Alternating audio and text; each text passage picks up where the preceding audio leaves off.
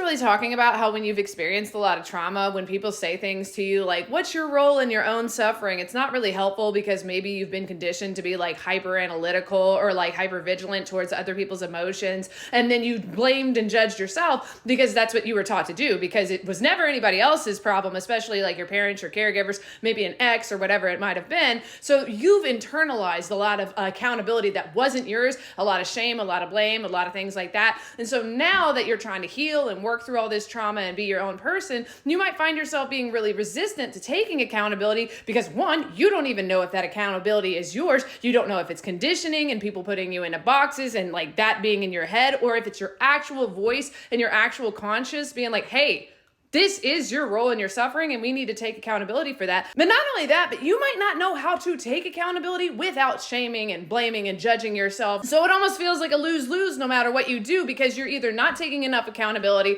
or you're taking so much that you almost want to just completely forget about the whole situation, or like constantly get into this fix mode. I need to make sure that everything's okay. Does that sound about right? I'm not going to tell you all this and not give you any type of solution. So the first thing I would recommend is getting into a daily practice of regulating your nervous system. Because when you're constantly in survival mode, your brain is focused on surviving. It's not focused on like discerning what accountability is yours and what isn't. And once you get into the habit of regulating your nervous system and being out of survival mode, you can actually start asking yourself questions and responding to those questions. Things like, in what ways am I making myself smaller? In what ways am I taking on other people's projections of their own blame, shame, criticism, whatever? In what ways am I running away from accountability that might be mine because I'm worried about the emotions that are going to come up afterward? And because of that, I'm worried about the punishment or rejection that I'm going to receive, not just from other people potentially, but the rejection and punishment or whatever that I might give myself because I have conditioned myself to treat myself like the people who have punished me before. And I would also strongly recommend getting into like a reparenting practice or doing like shadow work or parts work, because that's going to help you start making friends with all these different parts of yourself that have built up walls and protective coping responses that make you feel like you're a terrible person or make you feel like you don't deserve things. And it's also going to help you work on those disempowering beliefs and narratives that you have about yourself, the world, and other people. Start to build boundaries and enforce those boundaries so that you can say, I don't know if that's mine to take accountability for, but I'm going to go ahead and take some space because I deserve that to figure out what's mine and what might be a projection of this person's. But you got to be able to meet in the middle and not just focus on like how other people make you feel when it comes to taking accountability, but also figure out your role in your own suffering, so to speak, which is